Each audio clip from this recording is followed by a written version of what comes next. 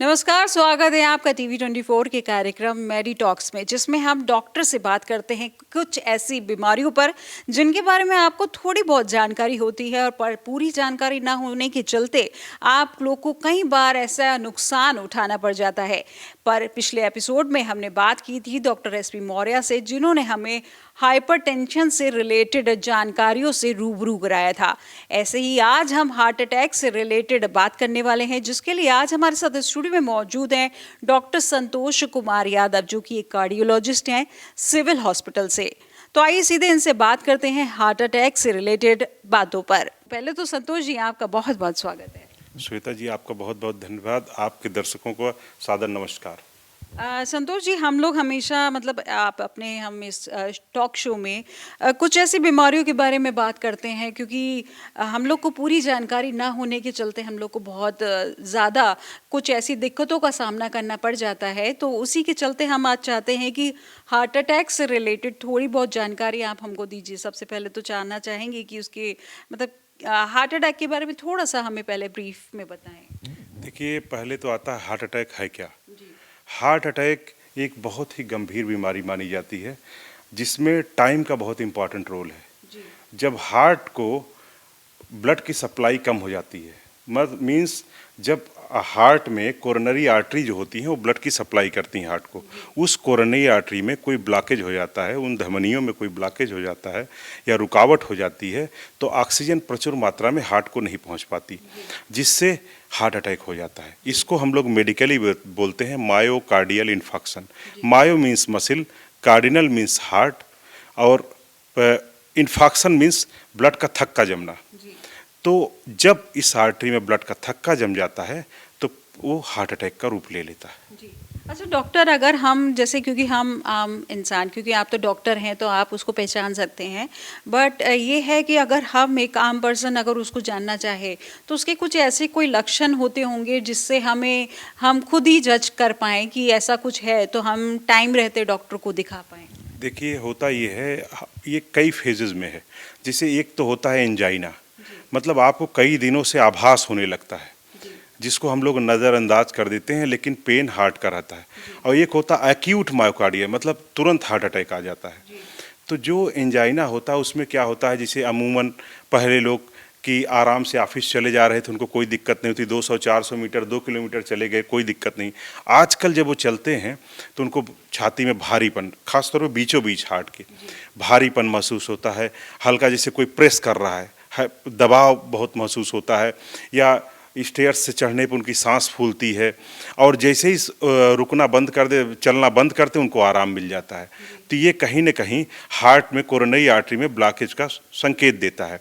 या घबराहट बहुत होती है, पसीने बहुत आते हैं, और खाना खाने के बाद स्पेशली जैसे ही खाना खाते हैं, थोड़ा भी वॉक करने के लिए निकलते हैं, उनको बहुत दर्द महसूस होता है, लगता है उनको वोमिटिंग होगी, नाउजिया होगा, गैस्ट्राइटिस, उसको लोग गैस्ट्राइटिस की तरह फील करते हैं। ये हार्ट का कहीं न कहीं फीचर है।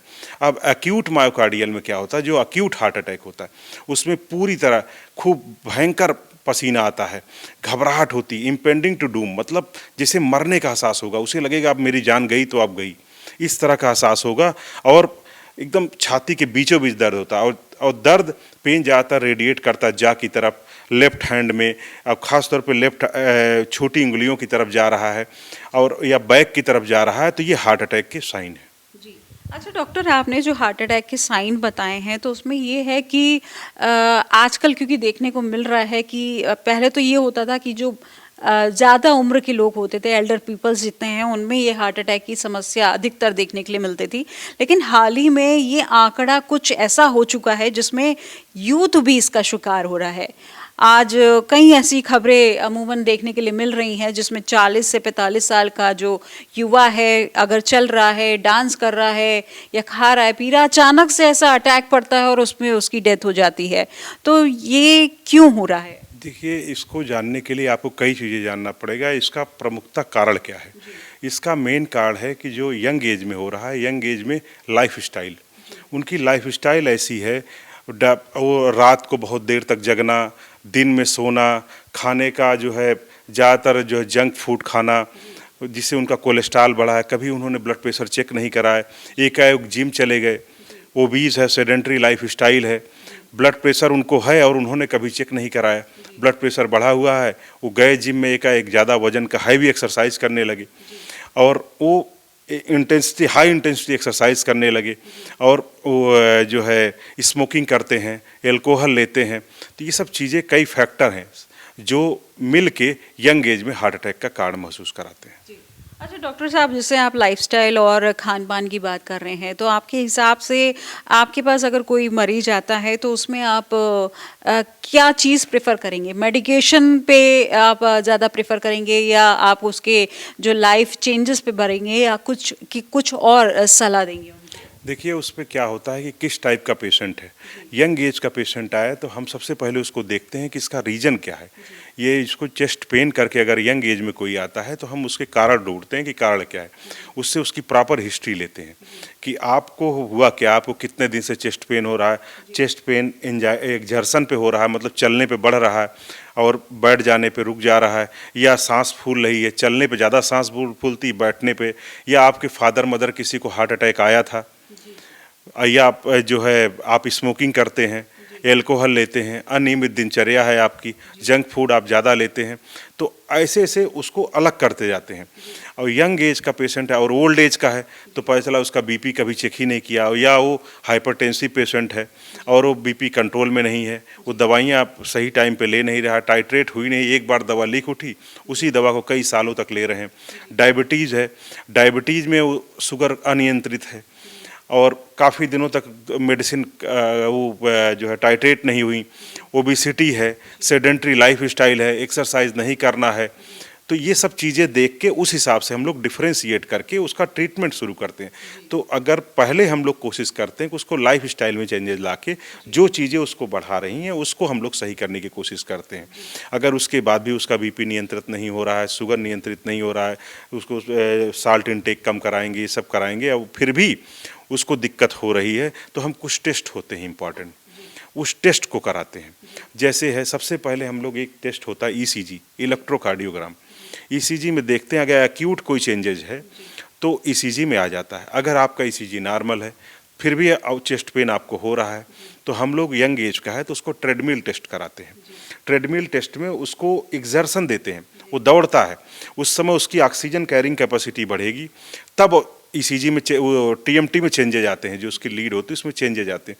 अब कैसा चेंजेज आया, 10 मिनट वॉक कर लिया तब चेंजेज आए या 5 मिनट पे चेंजेज आए, अगर हाई काफ़ी देर चलने के बाद चेंजेज आ रहे हैं वो अलग कैटेगरी होगी, और तुरंत चेंजेज आ गए तो अलग कैटेगरी होगी। उसको उस हिसाब से मेडिसिन देके हम लोग उसको टाइट्रेट करते हैं। अगर पता चला टीएमटी भी नॉर्मल है फिर हम लोग उसका इकोकार्डियोग्राम कराते हैं।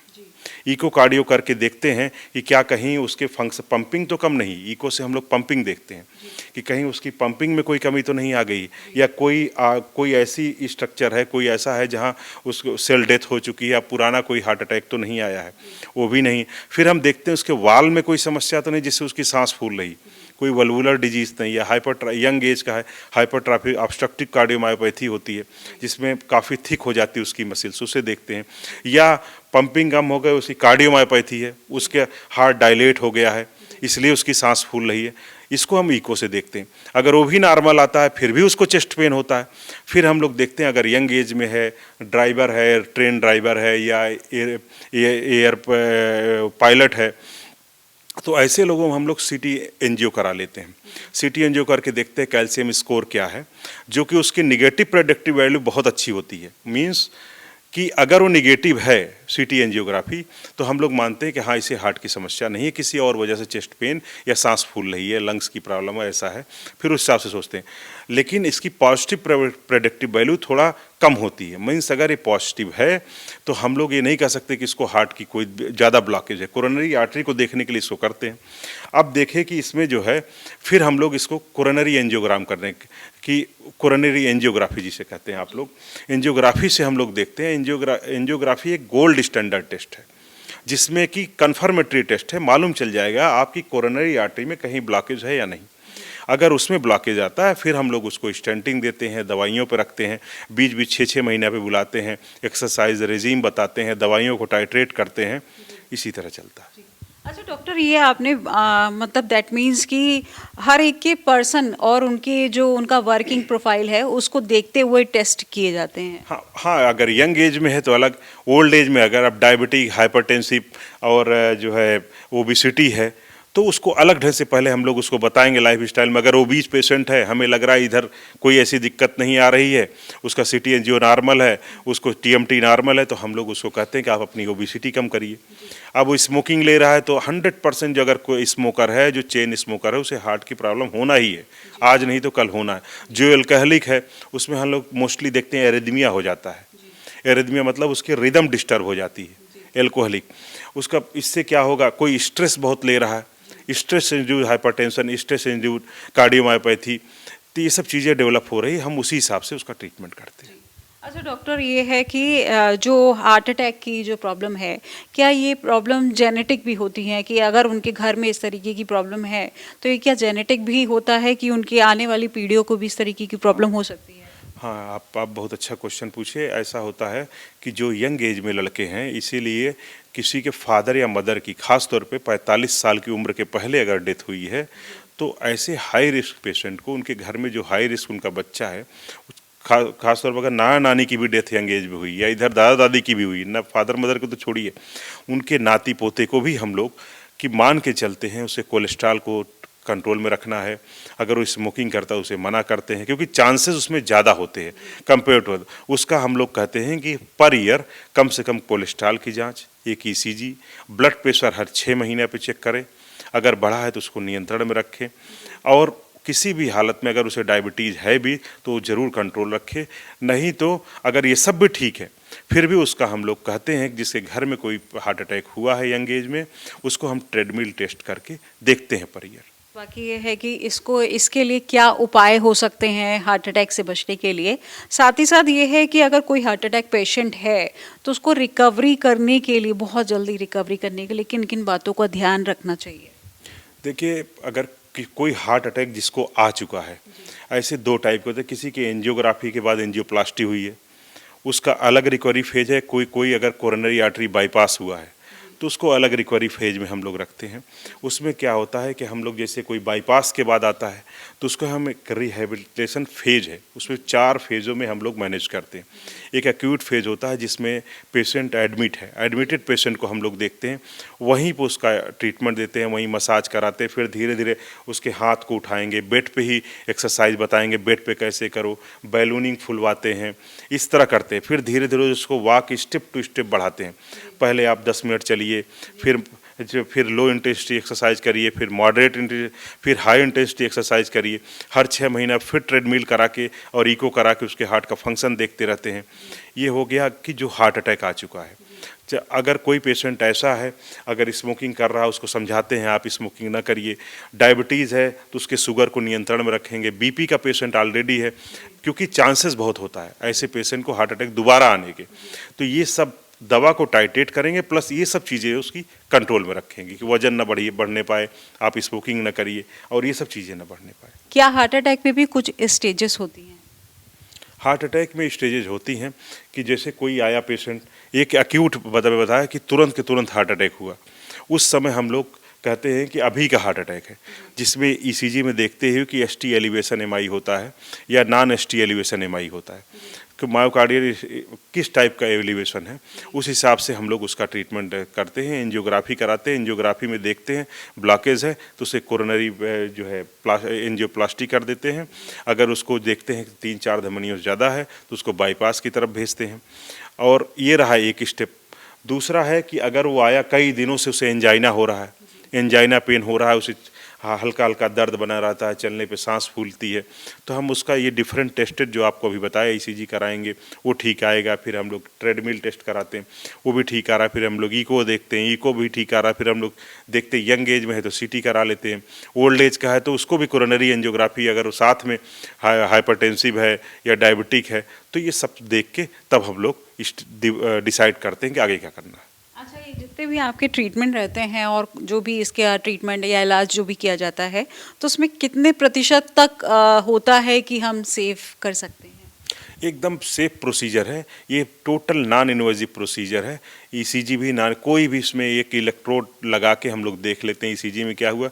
ट्रेडमिल सामान्यतः दौड़ना है आपको, एक्जर्शनल कैपेसिटी आपको दौड़, इको का कोई वेव रेज नहीं।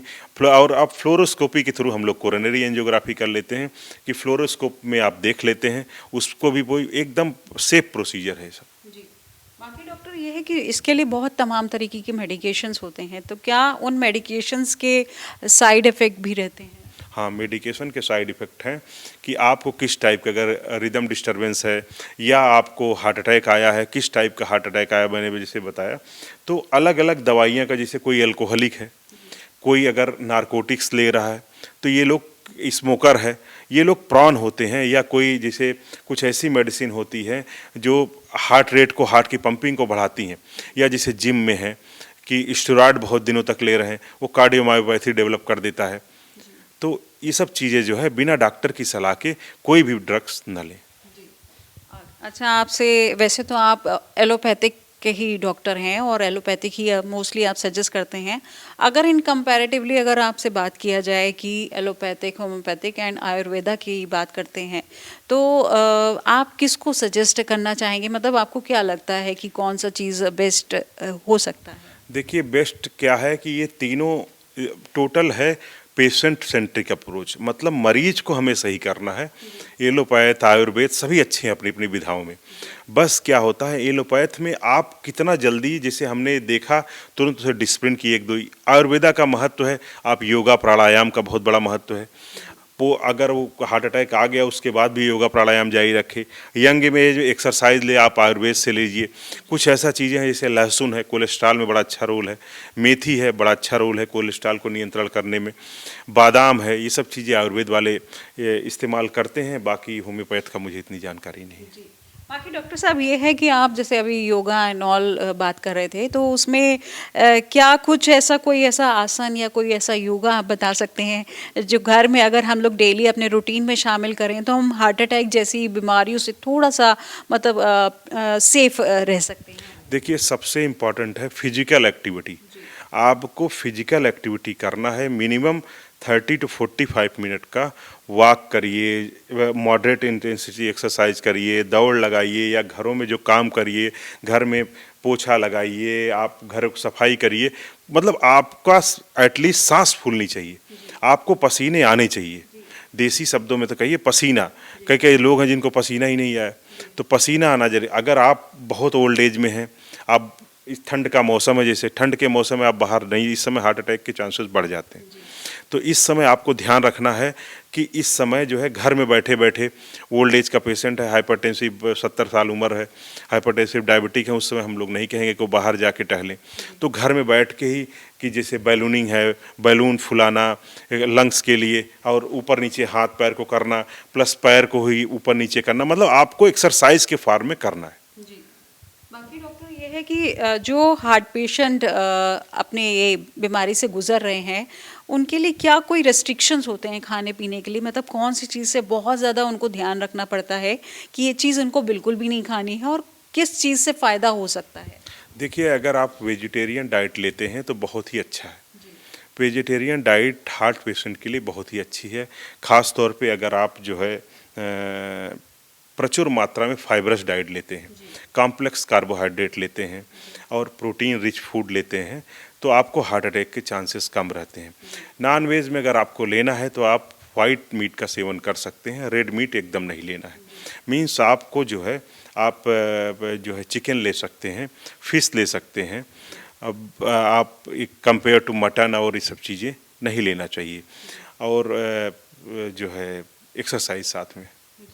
तो आखिर में मैं चाहती हूँ कि टीवी 24 के माध्यम से एक मैसेज दें, क्योंकि आजकल के एल्डर पीपल के साथ में यंगस्टर्स भी बहुत इस बीमारी का शिकार हो रहे हैं। तो क्या कहना चाहिए उन यंगस्टर्स को और उन लोगों को जो इस बीमारी से गुजर रहे हैं और जानकारी ना होने के चलते एकदम से उनको ये ऐसे प्रॉब्लम हो जाती है और फिर घर को भी नुकसान उठाना पड़ता है? देखिए, विश्व में 29 सितंबर को वर्ल्ड हार्ट डे मनाया जाता है। इस हार्ट डे का पर्पज ये है पूरे विश्व में हार्ट डिजीज़ के प्रति जागरूकता फैलाना। इस जागरूकता को फैलाने के लिए सबसे इम्पॉर्टेंट है कि आप सेडेंट्री लाइफस्टाइल न रखें, प्रॉपर वॉक करें और खाने में प्रचुर मात्रा में हरी सब्जियां खाएं, प्रोटीनिशियस फूड खाएं और अगर आप टहल सकते हैं, जितना टहल सकते हैं उतना टहलें। तो ये थे हमारे साथ कार्डियोलॉजिस्ट डॉक्टर संतोष कुमार यादव, जिनसे आज हमने हार्ट अटैक से रिलेटेड जानकारी इनसे प्राप्त की। इन्होंने हमें काफ़ी कुछ अच्छी जानकारी बताई। इन्होंने बताया कि हार्ट अटैक से बीमारी से बचने के लिए आपको निरंतर अपनी दिनचर्या में थोड़े से चेंजेस लाने हैं, आपको एक्सरसाइज करते रहना है। साथ ही साथ उन्होंने खान पान से रिलेटेड चीज़ें बताई हैं, जिसमें उन्होंने कहा कि हरी सब्जियों का सेवन ज़्यादा से ज़्यादा करें ताकि आप आने वाली बीमारियों से दूर रह सकें। ऐसे ही और जानकारी के साथ अब बने रहिए हमारे साथ TV24 के साथ में। नमस्कार।